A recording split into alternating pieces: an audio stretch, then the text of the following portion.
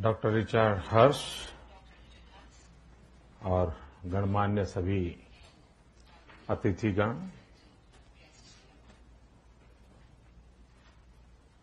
भारत के 5 प्रधानमंत्री इसके पूर्व इस सभागृह में आप सबके साथ बात कर चुके हैं। मेरा 6ठा नंबर है।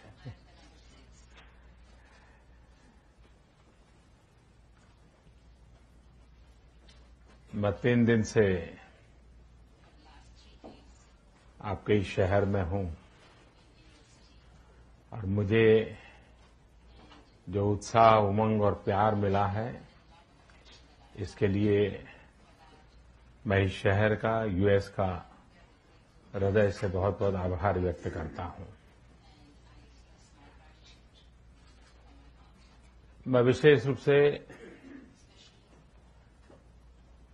सीएफआर के इस परंपरा को बधाई देता हूं कि उसकी अपनी एक क्रेडिबिलिटी बनाई है। वे स्वयं अपने विचारों को थोपते नहीं हैं, वे विचारों को सुनते हैं, सब पक्षों के विचारों को सुनते हैं और उसी को जगत के सामने रखते हैं और लोगों पर छोड़ देते हैं कि ये भिन्न भिन्न पहलू हैं, आप जज कीजिए सही क्या है, गलत क्या है। मैं समझता हूं कि ये अपने आप में छोटा काम नहीं है, वरना संस्थागत प्रेम इतना होता है, संस्था की अपनी छवि की चिंता इतनी होती है, वो अपने विचारों को कहीं न कहीं तो रंग देने की कोशिश करता है। लेकिन सीएफआर ने अपने आप को लगातार बचाए रखा है और जैसे के तैसा और सब पहलुओं को ला करके एक समेट करके सबके सामने प्रस्तुत करने की एक परंपरा खड़ी की है। इसके लिए मैं सीएफआर को हृदय से अभिनंदन करता हूं। डॉक्टर हर्ष का संबंध हिंदुस्तान से अच्छा रहा। भारत और अमेरिका के संबंधों को पिछले दशक में गति देने में, संबंधों को और ताकत देने में डॉक्टर हर्ष ने बहुत अच्छी भूमिका निभाई। जब वाजपेयी जी की सरकार थी भारत में, तब उनकी बड़ी सक्रिय भूमिका रही थी और हम पूरा भारत उनके इस योगदान को सकारात्मक रूप से हमेशा याद करता है और मैं डॉक्टर हर्ष का उसके लिए हृदय से आज भी अभिनंदन करना चाहता हूं। जैसा अभी डॉक्टर हर्ष ने बताया कि 30 साल के बाद भारत में पहली बार एक पूर्ण बहुमत वाली सरकार चुन करके आई है और वो भी जो हमेशा विपक्ष में रहती थी, वैसी पार्टी जीत करके आई है। और पहली बार भारत में एक ऐसे व्यक्ति को प्रधानमंत्री बनने का अवसर मिला है जो आजाद हिंदुस्तान में पैदा हुआ है। हमारे यहां अब तक जितने प्रधानमंत्री हुए, वो जब ब्रिटिश शासन था उसी काल में उनका जन्म हुआ था और इसलिए मैं वो इंसान हूं जिसे गुलामी के उन दिन देखने का अवसर नहीं आया था। मैंने लोकतंत्र की ब्रीदिंग के साथ किया है। मेरे सांसों सांस में लोकतंत्र है और वही लोकतंत्र की ताकत के भरोसे आज समाज का एक सबसे छोटा व्यक्ति हिंदुस्तान के इस पद पर पहुंच पाया है। ये लोकतंत्र की ताकत है। पहली बार बहुमत मिला है और उसके कारण करीब करीब 2 जनरेशन जो अपनी आशा आकांक्षाओं को समेट करके बैठे थे, एकदम से उफान आया है। भारत का हर नौजवान, जिसकी आयु आज 40-45 साल हुई होगी, 10 साल की उम्र से अपनी 40 साल की यात्रा तक उसने अस्थिरता, निराशा, यही माहौल देखा है। और जब ये स्थिति आई है तो स्वाभाविक है कि उसकी अपेक्षाएं बहुत बढ़ जाती है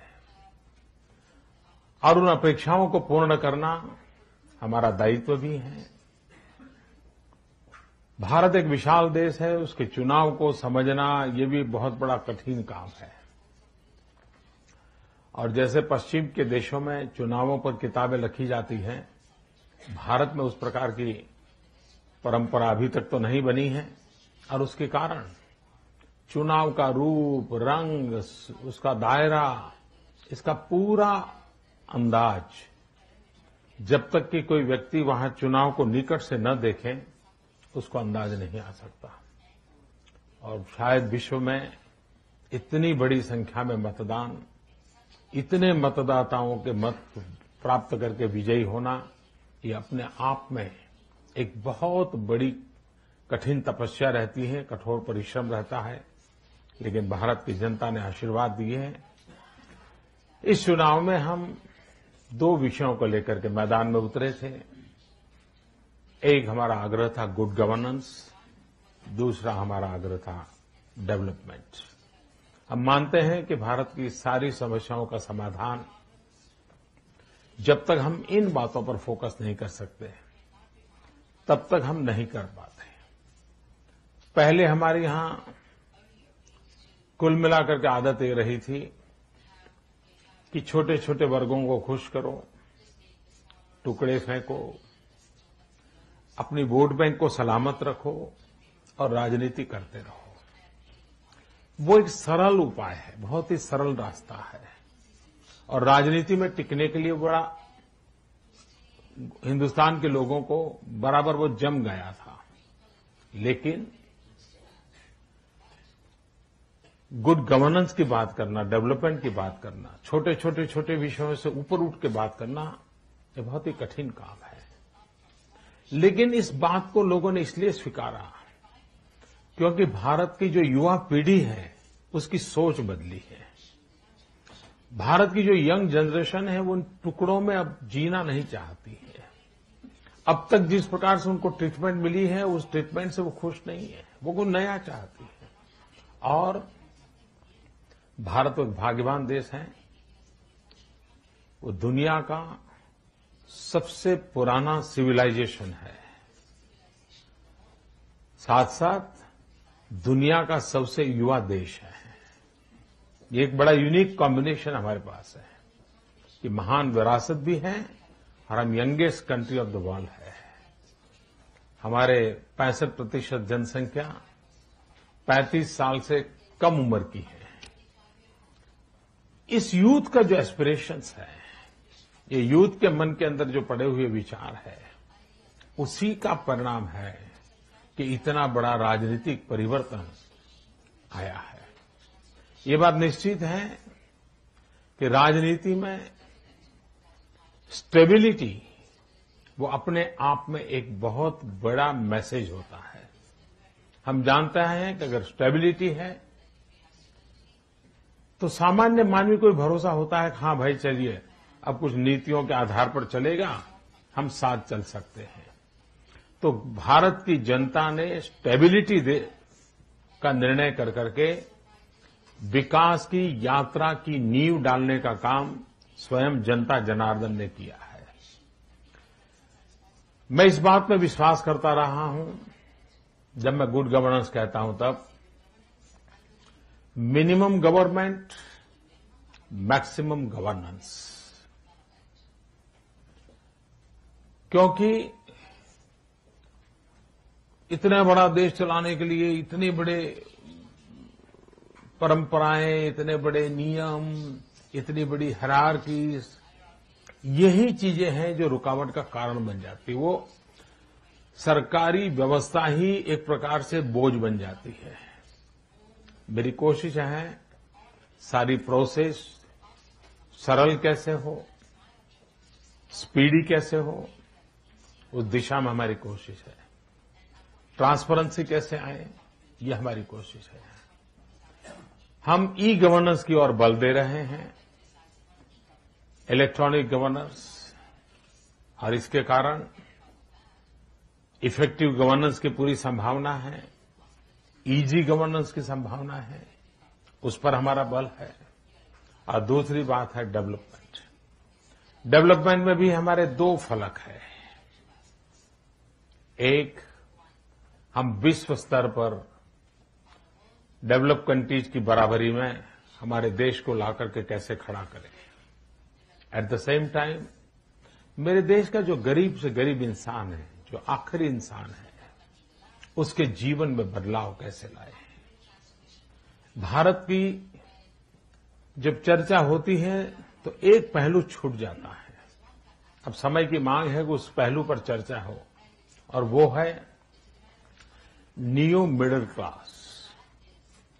जो लोग गरीबी से बाहर आए हैं लेकिन अभी मध्यम वर्ग की अवस्था तक पहुंचे नहीं हैं और अब गरीबी में वापस जाना नहीं चाहते हैं, ये ऐसा एक बहुत बड़ा बल्क है।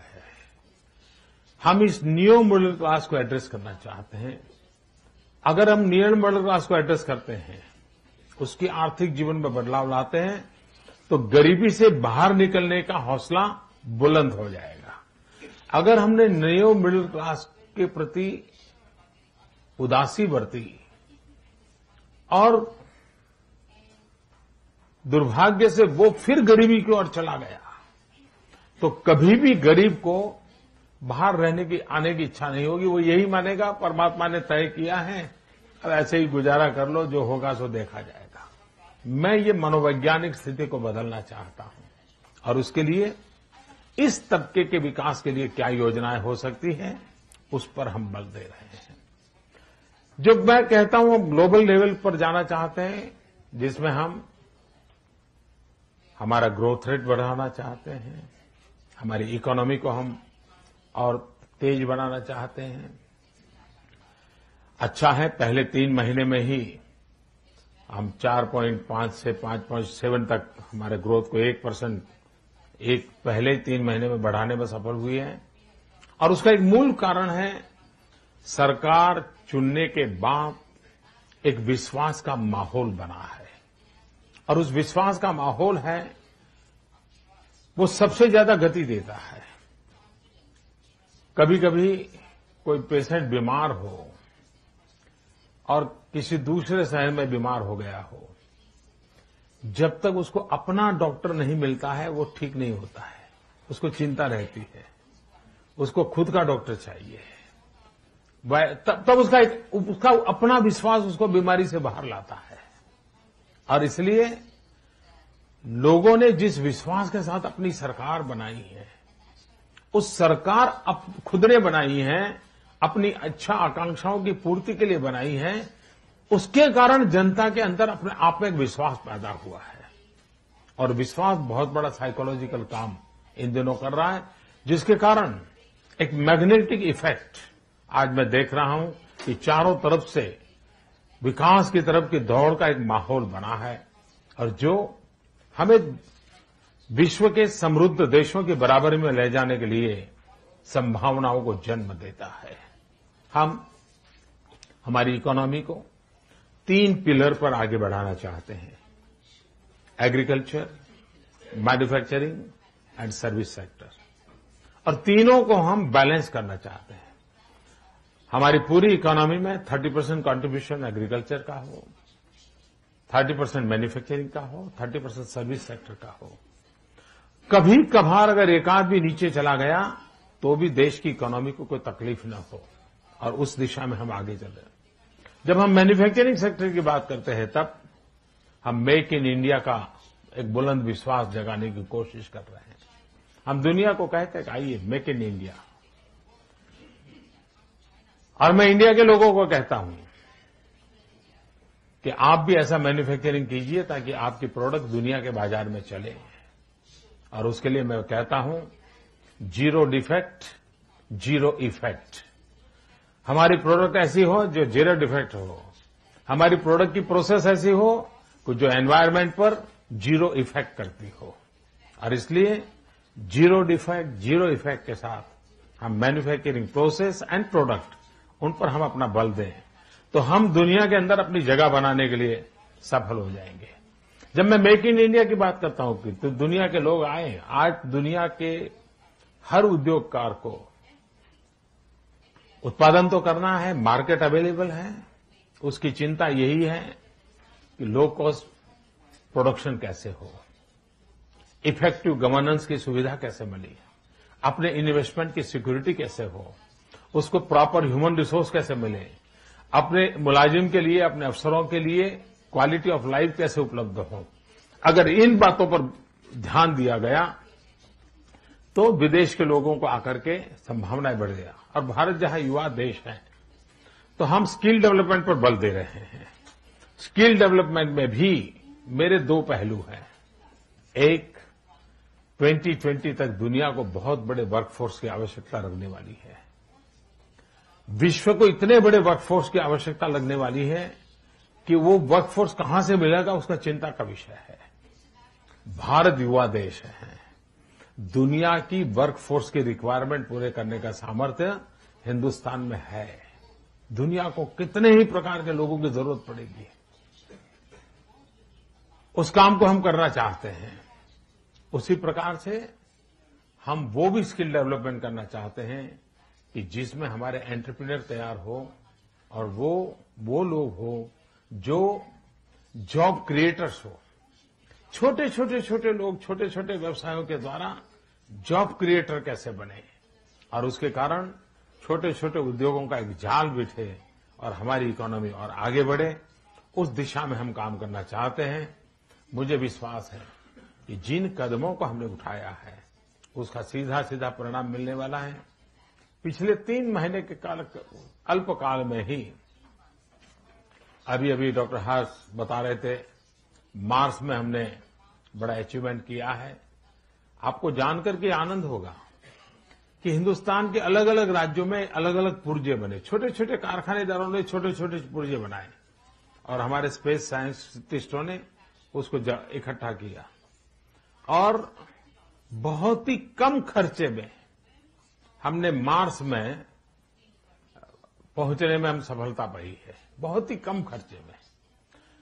खर्चे को अगर मैं कहूं तो हॉलीवुड की फिल्म इससे ज्यादा महंगी होती है। हॉलीवुड की फिल्म से भी कम खर्चे में मार्स ने 65 करोड़ किलोमीटर 650 मिलियन माइल्स की यात्रा पूरी की है और वहां पहुंचे हैं। और दुनिया में भारत पहला देश है कि जो पहले ही प्रयत्न में सफल हुआ है। अब तक किसी ने 6 प्रयास के बाद, किसी ने 8 प्रयास के बाद सफलता मिली। भारत पहला देश है जिसको पहले ही प्रयास में सफलता मिली है। तो टैलेंट और लो कॉस्ट चीजों को बनाने का सामर्थ्य, ये दुनिया को हमने परिचय दिया है। जो मैन्युफैक्चरिंग सेक्टर के लोग हैं उनको अब और कुछ देखने की जरूरत, जरा हमारा मार्स के एक्सपीरियंस का ही केस स्टडी करें। केस स्टडी करके वो तय कर सकता है, हाँ हिंदुस्तान जा सकते हैं कि इतना बड़ा अचीवमेंट इतने कम पैसों में, इतने स्किल मैन पावर के द्वारा हो सकता है। तो खुद जो प्रोडक्ट लेकर के आया है वो भी कर सकता है। और इसलिए मेक इन इंडिया के मिशन को लेकर के हम आगे बढ़ रहे हैं। स्किल डेवलपमेंट पर हम बल दे रहे हैं। हम कानूनों में काफी बदलाव ला रहे हैं। हमने लेबर रिफॉर्म्स किए हैं। मैं जानता हूं भारत जैसे देश में लेबर रिफॉर्म्स के इनिशिएटिव ये राजनीतिक दृष्टि से अनुकूल नहीं होते हैं, लेकिन जनता ने हमें जो जनादेश दिया है और उसको देखते हुए जो मुझे लगता है कि मुझे देश को विकास की दिशा में ले जाना मेरी दायित्व है। और इसलिए राजनीतिक दृष्टि से अनुकूल न हो ऐसे विषयों पर भी हम जिम्मेवारी के साथ कदम उठा रहे हैं। और अल्टीमेटली ये सबके फायदे में जाने वाले हैं। किसी का नुकसान हो ये हम नहीं चाहते हैं। हम राज्यों को भी ऑथराइज कर रहे हैं कि आपको अपने राज्य के अनुकाल के अनुसार अगर लेबर रिफॉर्म करना है तो आप कीजिए, सेंट्रल गवर्नमेंट के पास जब आएगा हम आपको पूरी तरह उस पर सहयोग देंगे। केंद्र और राज्य के बीच में भारत एक फेडरल स्ट्रक्चर है। हमने एक टीम इंडिया की कल्पना का लेकर के गवर्नेंस को आगे बढ़ाया है। केंद्र और राज्य साथ मिलकर के काम क्यों न करें?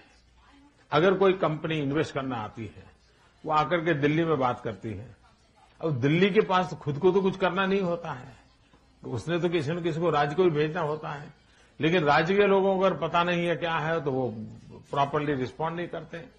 लेकिन केंद्र और राज्य मिलकर के एक टीम मिलकर काम करते हैं तो किसी भी व्यक्ति को रहता है भाई मैं दिल्ली जाऊं या किसी स्टेट के हेडक्वार्टर पर चला जाऊं, मेरे काम को कभी रुकावट आने वाली नहीं है। एक विश्वास का माहौल पैदा होगा और इसलिए एक टीम इंडिया इस मूड को लेकर के हमने हमारी पूरी कार्यशैली में एक बदलाव लाया है और उस बदलाव को लेकर के हम आगे बढ़ने की कोशिश कर रहे हैं। उसी प्रकार से ईज ऑफ बिजनेस, मैं जानता हूं, मैं कभी कभी कहता हूं, हमारी हिंदू माइथोलॉजी में कहते हैं कि 4 धाम की यात्रा करो तो मोक्ष मिल जाता है।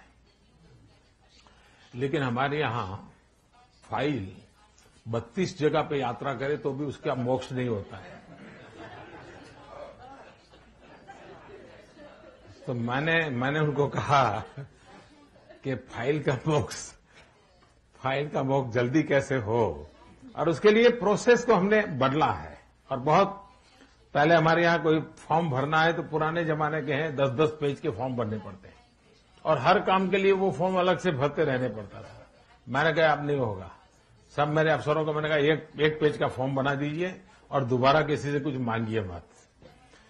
यानी लोगों को लगता है बहुत छोटी छोटी चीजें हैं, लेकिन हम सबको मालूम है ताला कितना ही बड़ा क्यों न हो, लेकिन छोटी चाबी से ही खुल जाता है। और इसलिए छोटी छोटी चीजें बहुत बड़े रास्ते खोल देती है और उसी को बल देकर के हम पूरी व्यवस्था को आगे बढ़ाने का प्रयास कर रहे हैं। हमने फॉरेन डायरेक्ट इन्वेस्टमेंट के लिए बड़े महत्वपूर्ण इनिशिएटिव पहले ही बजट में ले लिए हैं। भारत का रेलवे तंत्र, लोगों का ध्यान नहीं गया है, लेकिन आर्थिक प्रवृत्ति का इससे बड़ा कोई क्षेत्र नहीं हो सकता है। ये दुनिया की सेकंड लार्जेस्ट रेलवे लाइन है।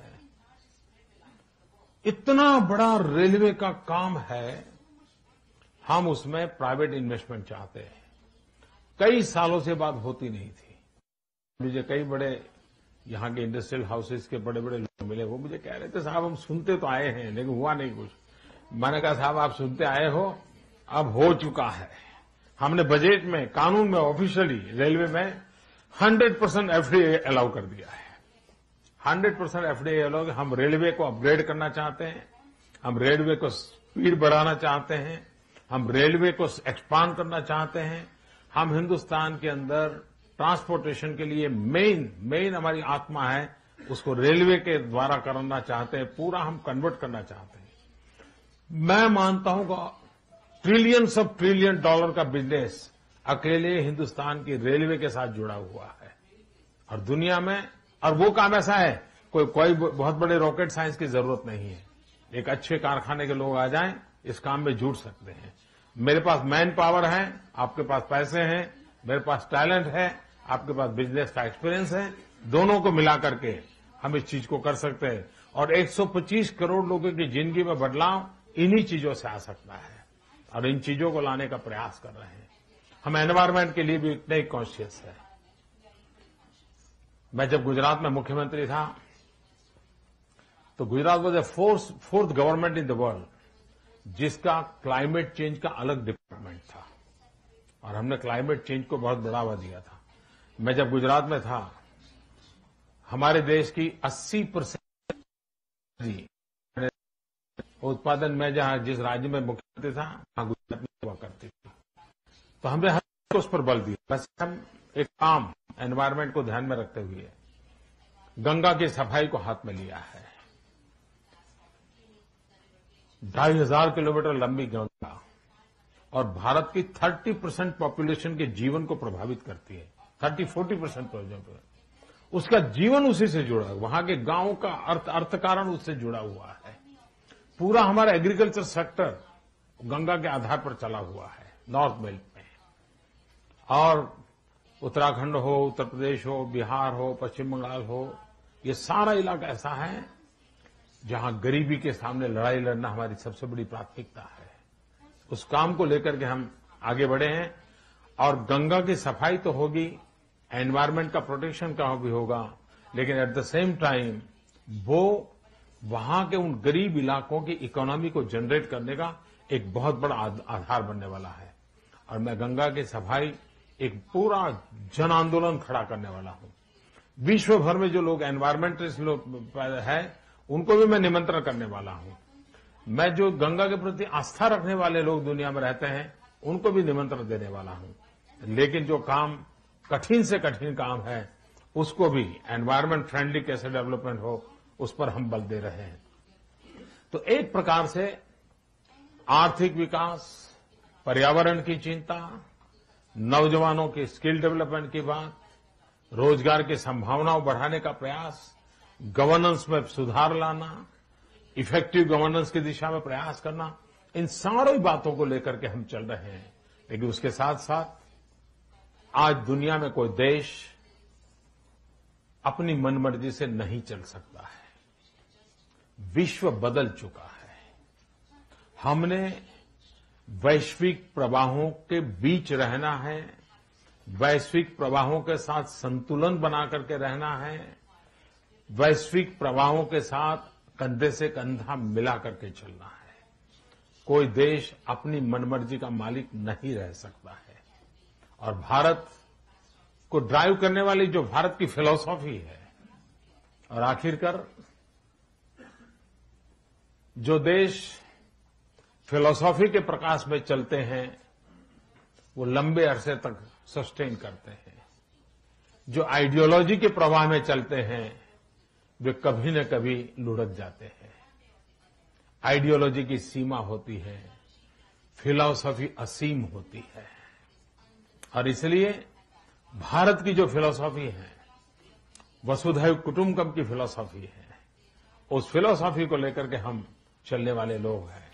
और जिसके आधार पर हम जब आगे बढ़ना चाहते हैं, तब हमारे पड़ोसी देशों के साथ हम मैत्री चाहते हैं। मेरा जब शपथ समारोह था, भारत में पहले भी कई प्रधानमंत्रियों के शपथ समारोह हुए, मैं कोई पहला नहीं था, लेकिन ये पहला शपथ समारोह ऐसा था कि जिसमें सार्क देश के सभी प्रमुख मौजूद थे। सार्क देशों को हमने निमंत्रित किया था। मैंने इतने कम समय में आते ही हमारे पड़ोसी देशों की मुलाकात की। नेपाल, हमारे देश से 17 साल से कोई गया ही नहीं था। मैं नेपाल गया, भूटान गया। मैं अपने पड़ोसी देशों से दोस्ती बनाने में लगा हुआ हूं। और मैं मानता हूं, हम सब मिलकर के एक दूसरे के सुख बांटे। अभी हमारे यहां जम्मू कश्मीर में बाढ़ आई, काफी लोगों का नुकसान हो गया, लेकिन उस बाढ़ का प्रकोप पाकिस्तान में भी था, पाक ऑक्यूपाइड कश्मीर में भी था।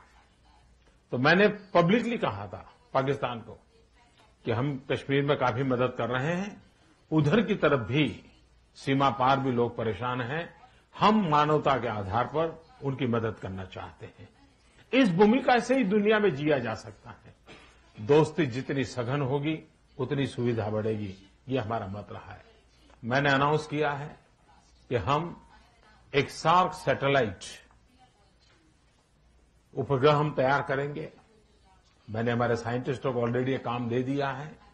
उन सार्क सैटेलाइट के माध्यम से हमारे जो सार्क देश हैं, उनको एजुकेशन में, हेल्थ में, वेदर प्रेडिक्शन में, ये हमारा सैटेलाइट मुफ्त में इन गरीब देशों को मदद करे, हमारे साथी देशों को मदद करे।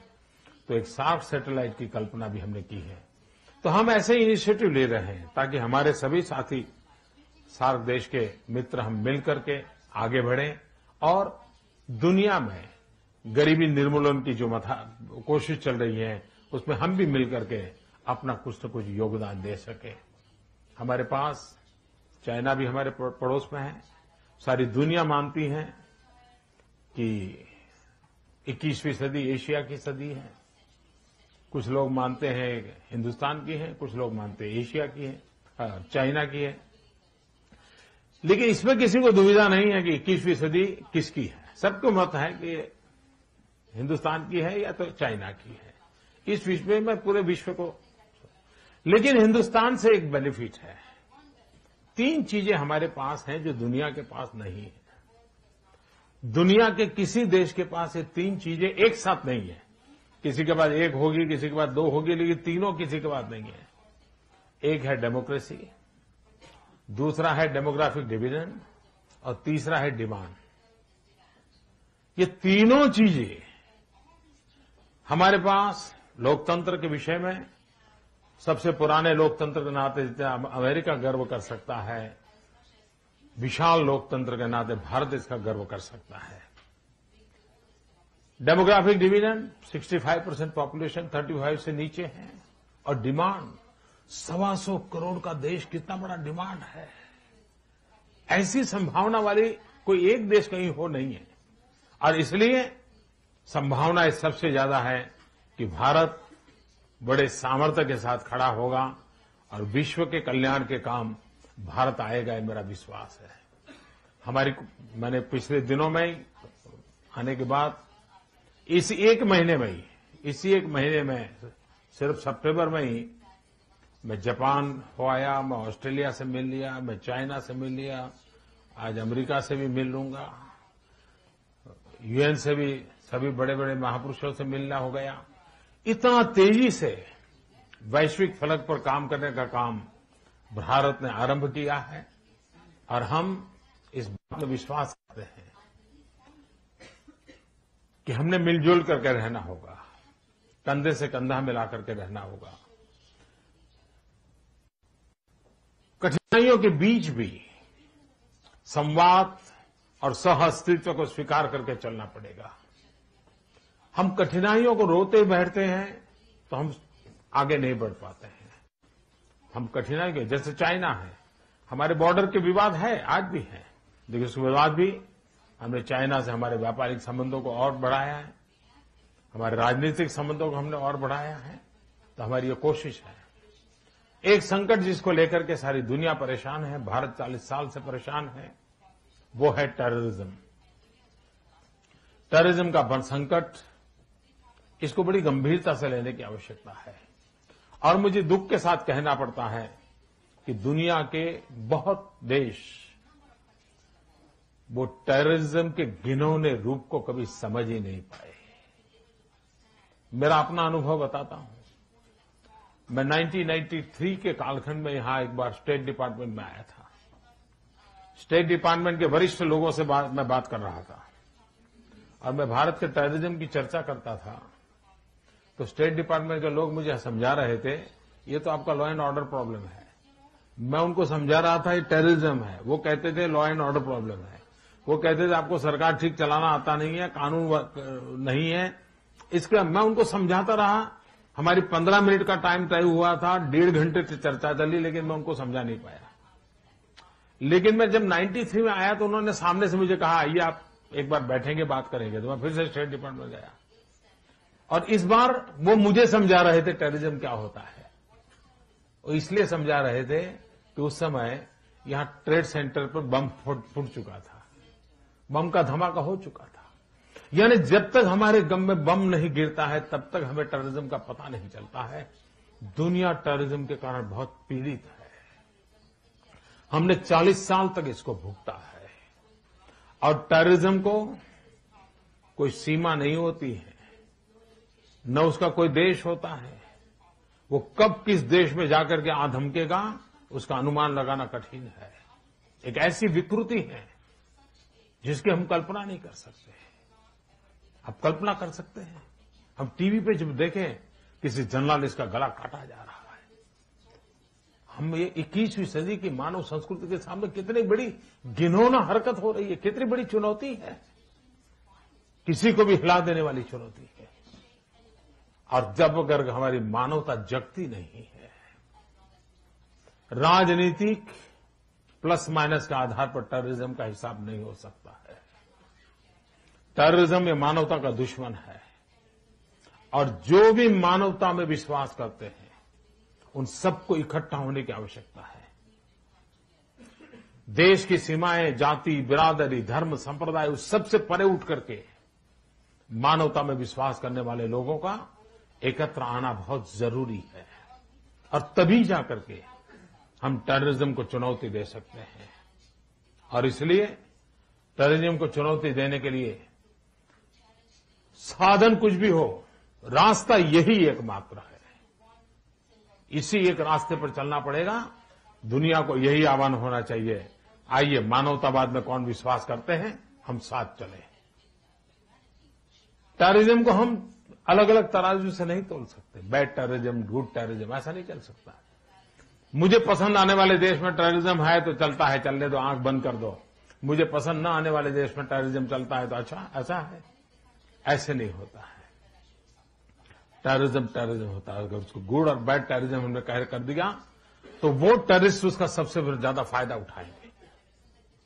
आज जो हम पश्चिम एशिया का हाल देख रहे हैं, संपत्ति की कमी नहीं थी, धन की वर्षा हो रही थी। पिछले 3 दशक में आर्थिक समृद्धि में पश्चिम एशिया बहुत तेज गति से आगे बढ़ा, लेकिन क्या हालत आकर के खड़ी रही थी। और इसलिए मानवता के दुश्मन का ये जो गतिविधि है उसके खिलाफ विश्व को एक आवाज बन करके कंधे से कंधा मिला करके लड़ाई लड़नी पड़ेगी और तब जाकर के हम मानवता की रक्षा कर पाएंगे। और मानवता आकर के उस तत्वज्ञान के और उस आदर्शों पर चलती है जिसके आधार पर हम सबके कल्याण की कल्पना करते हैं, उस सबके कल्याण की कल्पना करते हैं।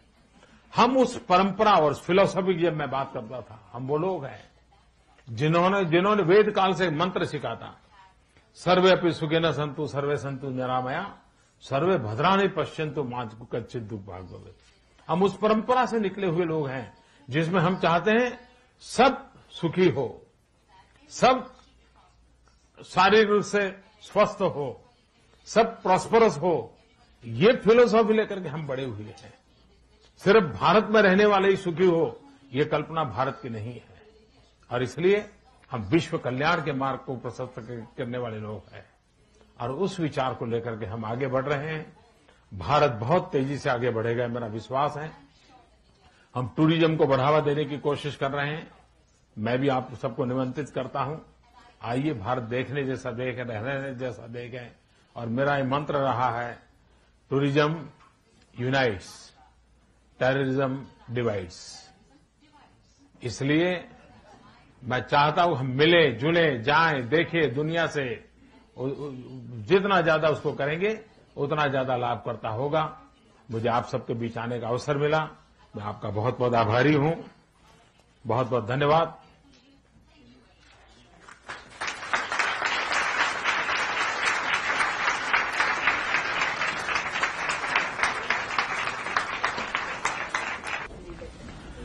और इसलिए हम भी मानते हैं कि विश्व के साथ हमको काम करना है।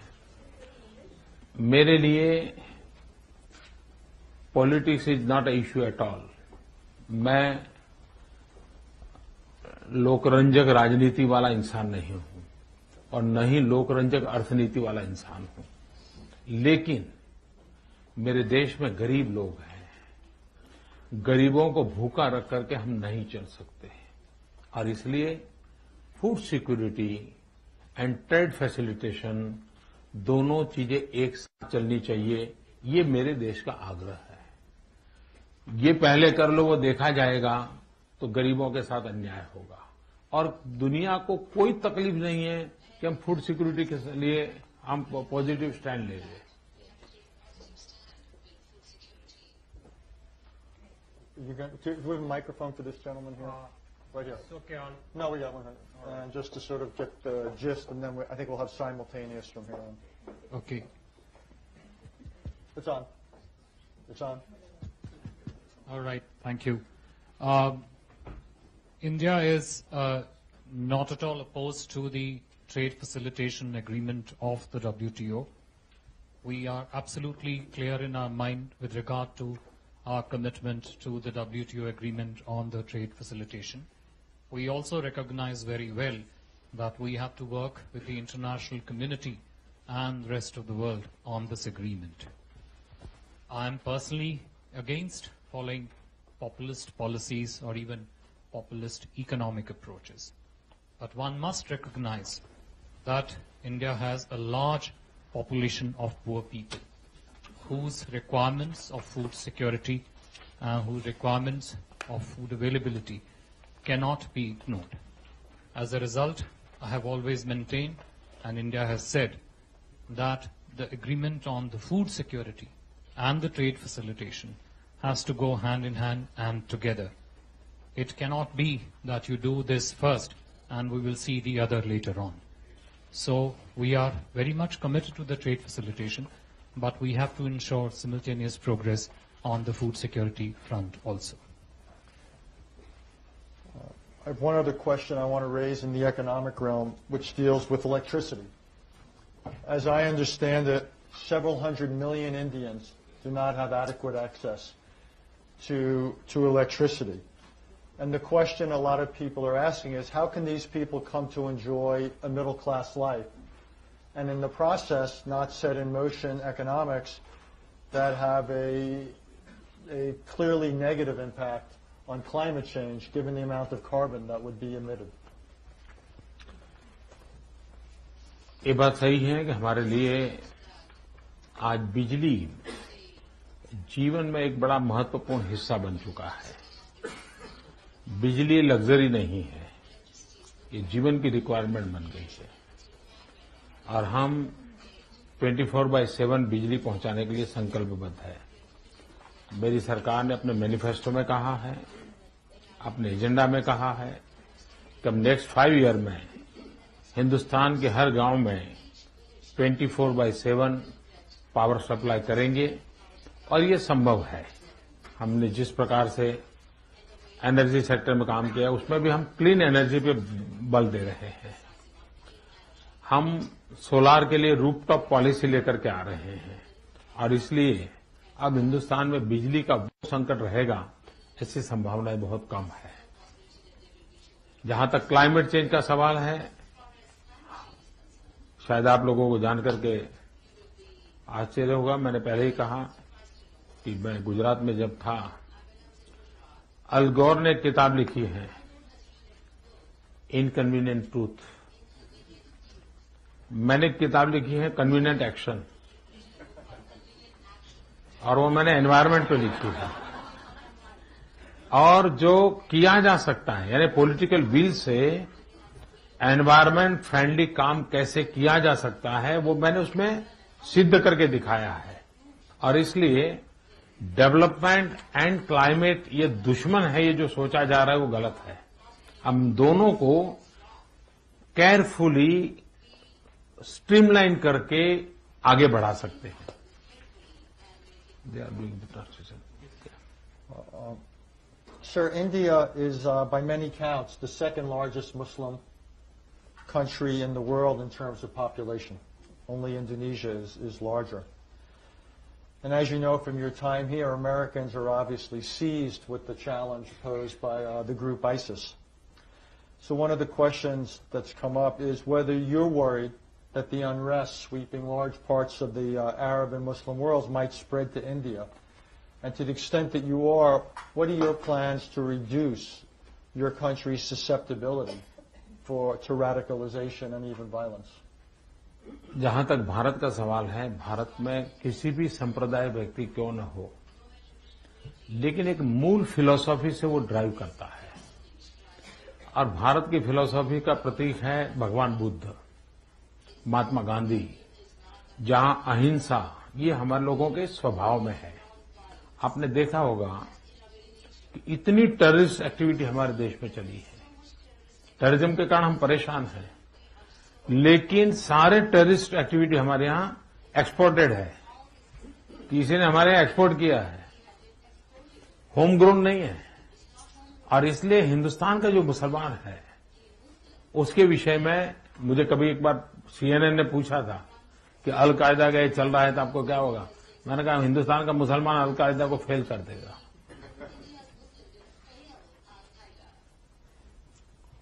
We hope so. Let me turn to foreign policy for a minute, and then I'll open it up, which is for much of the Cold War, India's articulated foreign policy was one of non-alignment, and there was always the reference to the 5 principles of coexistence. But as you know, and as everybody knows, the world is no longer aligned with the end of the Cold War. So what is India's compass? What is India's intellectual approach to this post-Cold War world when it comes to its foreign policy? देखिए, हम 18th और 19th century की तरफ जाएं तो वो युग पूरा संघर्ष का युग था। हर शासक जो भी उसका दायरा होगा वो अपने विस्तार के लिए लड़ाई लड़ता था। पूरे 2 शताब्दी का इतिहास संघर्ष का इतिहास है, लड़ने का इतिहास है। बाद में आया इतिहास, समय जो आया वो गुट का इतिहास आया। एक गुट ये तो दूसरा गुट ये आया। अब वक्त बड़ी तेजी से बदला है। 21वीं सदी गुट से चलने वाली नहीं और एक प्रकार से इरेलेवेंट हो गए गुट। आज हर देश इंटरडिपेंडेंट है। विश्व के सब देश को सब देशों की जरूरत हो ऐसा युग में हम प्रवेश कर चुके हैं और इसलिए अब गुट या समूहों के द्वारा नहीं, सह अस्तित्व के विश्वास को लेकर के आगे बढ़ना पड़ेगा और इसलिए एक नई फिलॉसफी हम चाहें या न चाहें ऑलरेडी प्रैक्टिकली जगह ले चुकी है। सभी देश, मान लीजिए जो लोग G20 में होंगे वही G4 में भी होंगे, जो G7 में होंगे वही G9 में होंगे। यानी आप देख सकते हैं कि कोई ऐसा समूह नहीं बन पा रहा है, हर कोई हर जगह पर भी जगह बना रहा है। तो जगत पूरा बदल चुका है। हम ये पुराने समूहों की कल्पना लेकर के चलते थे, उसमें से बाहर निकल जाएं और ये हम इंटरडिपेंडेंट वर्ल्ड है उसको एक्सेप्ट करें।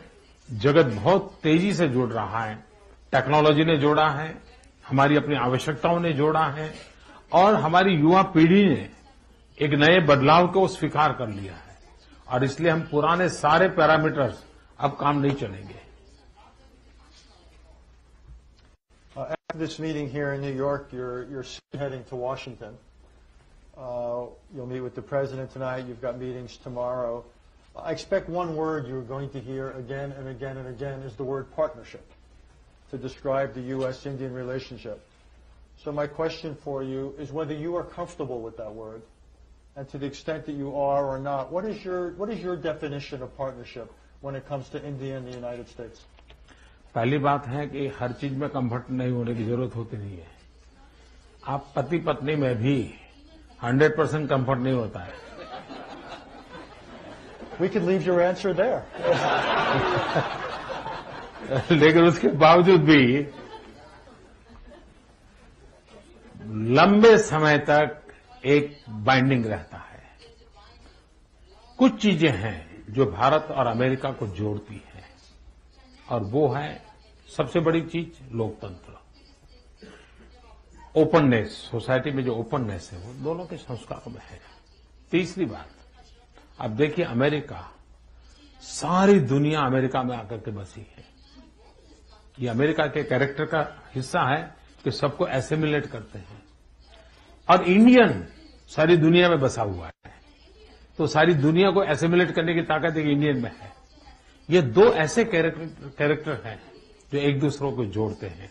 और तीसरी बात है आर्थिक बात, वो लेन देन का विषय रहता है, वो व्यापारिक संबंध रहते हैं, कभी आपके फायदे में कभी हमारे फायदे में, वो गिव एंड टेक फार्मूला के आधार पर चलते हैं।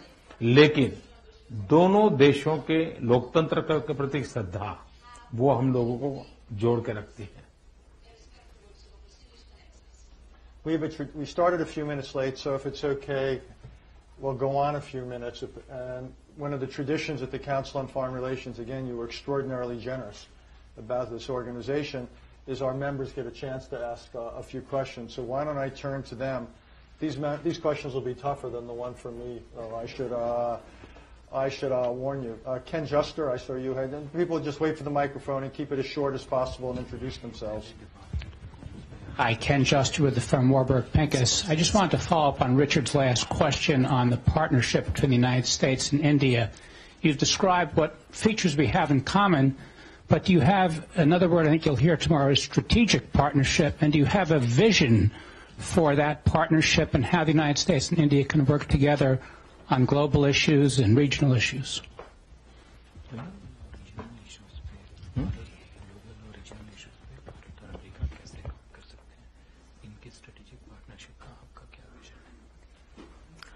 देखिए, अभी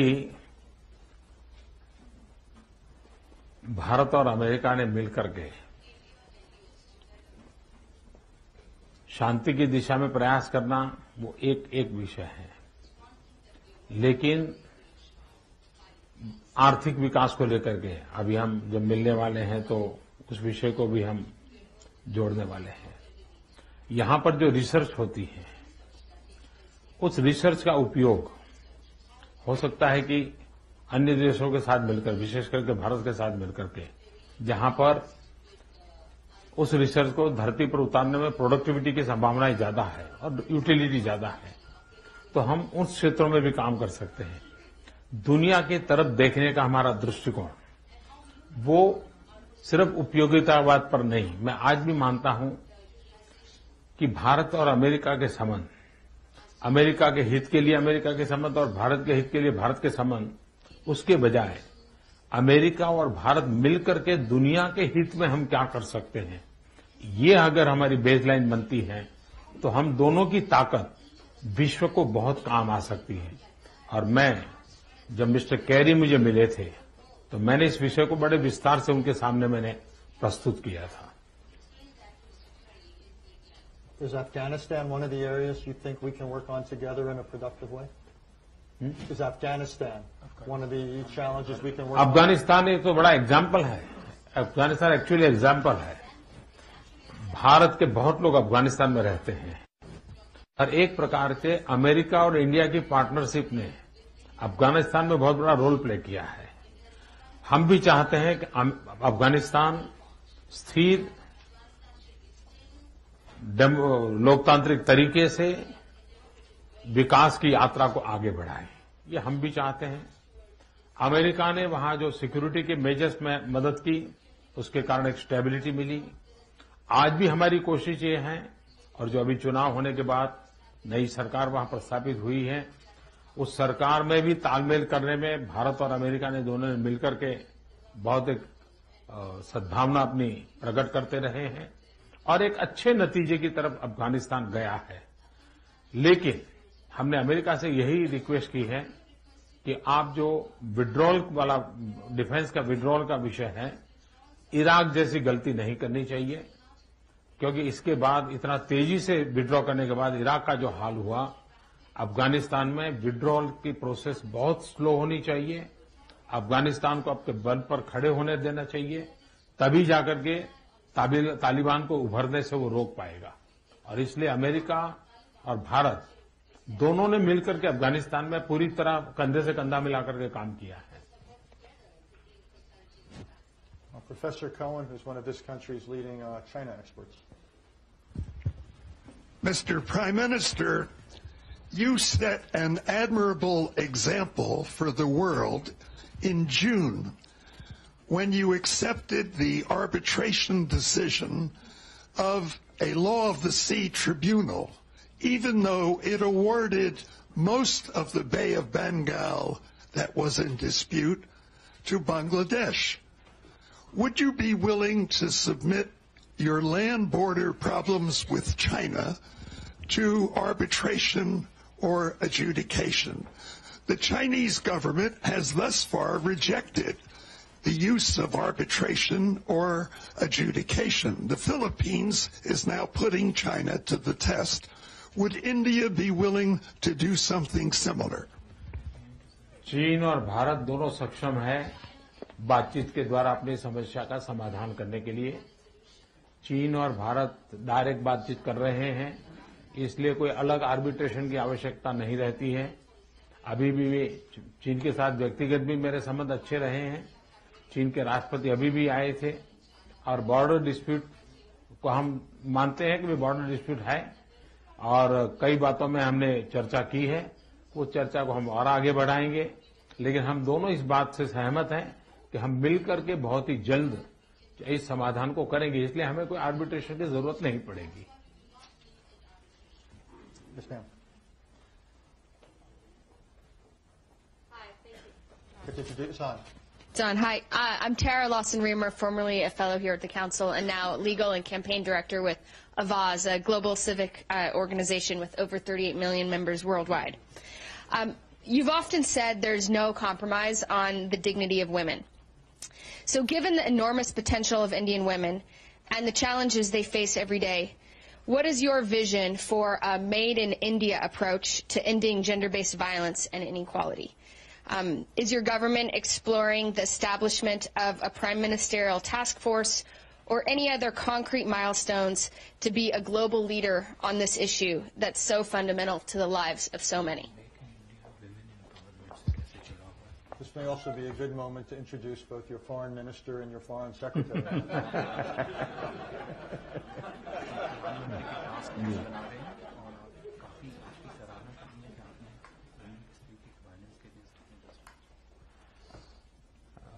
आपका बहुत मैं आभारी हूं कि आपने जो मैंने इनिशिएटिव लिए उसके विषय में जो अच्छे शब्द सुनाए। दुनिया के कई भाग ऐसे हैं कि जहां देश का प्रमुख महिला नहीं बन पाता है। प्राइम मिनिस्टर या प्रेसिडेंट महिला को बनना है तो आज भी कई देशों में बहुत दिक्कत है, लेकिन भारत और एशिया के देश ऐसे हैं कि जहां महिलाएं प्रधानमंत्री रही है। और आज मेरे फॉरेन मिनिस्टर भी महिला है, सुषमा स्वराज यहां बैठी है। मेरे फॉरेन सेक्रेटरी भी महिला है, सुजाता सिंह। और मेरी कैबिनेट में 25% विमेन है, कैबिनेट मिनिस्टर। लेकिन ये इस बात से बात पूरी नहीं होती है। विमेन एम्पावरमेंट के लिए सबसे पहली बात है गर्ल चाइल्ड एजुकेशन। हम लोग डेडिकेटेड हैं गर्ल चाइल्ड एजुकेशन के लिए। और I would like to share my experience in Gujarat. मैं जब गुजरात में मुख्यमंत्री था तो मेरे यहां गर्ल चाइल्ड एजुकेशन का जब मैंने जाना, मैं पहली बार जब मुख्यमंत्री बना तो it was painful for me कि गुजरात जैसे राज्य में गर्ल चाइल्ड एजुकेशन का ये हाल है। फिर मेरे यहां स्कूल शुरू होती है 15 जून को, जबकि हमारे यहां टेम्परेचर होता है 45 डिग्री। यहां पर 24 डिग्री में भी गर्मी लगती है, हम 45 डिग्री में वहां रहते हैं। तो 13, 14, 15 जून मैं खुद गांव जाता था। मेरे पूरे सभी मंत्री परिषद के लोग जाते थे, सारे मेरे एमएलए एमपी जाते थे, और हम घर घर जाकर के मैं भिक्षा मांगता था। और लोगों को मैं कहता था कि भिक्षा में आप मुझे वचन दीजिए कि आप अपनी बेटी को पढ़ाओगे। और मैं स्कूल बच्चियों को लेकर के खुद स्कूल ले जाता था, और मैं 100% एनरोलमेंट में सफल हुआ। When I was chief minister 100% में सफल हुआ। वहां पर मैं अटका नहीं। मैं कहीं पर भी जाता था पब्लिक फंक्शन में तो मुझे गिफ्ट कुछ न कुछ देते रहते हैं लोग। वो गिफ्ट देते थे, उस गिफ्ट को मैं ऑक्शन करता था। जब मैं मुख्यमंत्री पद से गुजरात से बाहर निकला तो उस ऑक्शन में मुझे 78 करोड़ रुपया टोटल मिला। 78 करोड़ रुपया मैंने गर्ल चाइल्ड एजुकेशन के लिए दान दे दिया सरकार को। ये कमिटमेंट है हम लोगों का। तो गर्ल चाइल्ड एजुकेशन और मेरी सरकार का एक एजेंडा है बेटी पढ़ाओ बेटी बचाओ, और उस दिशा में हम काम कर रहे हैं। दुनिया के कई देश हैं जहां महिलाओं को वोटिंग पाने के लिए सालों तक संघर्ष करने पड़े, आंदोलन चलाने पड़े। डेवलप कंट्रीज को भी विमेन को वोटर राइट के लिए लड़ाई लड़नी पड़ी थी। भारत में विमेन को इलेक्शन में भी 30% रिजर्वेशन है। कोई भी बॉडी होगी 30% महिलाएं कंपलसरी है। यानी इतना हम फॉरवर्ड लुकिंग देश हैं। Farouk Kathwari. I'm Farouk Kathwari, CEO of Ethan Allen, and originally born in Srinagar, Kashmir. So you mentioned about the Jammu and Kashmir floods. So our families, of course, have been tremendously and greatly affected. So my question and a clear request is that the government of India should allow international organizations to come in. There's a tremendous amount of bureaucracy in allowing international organizations to help.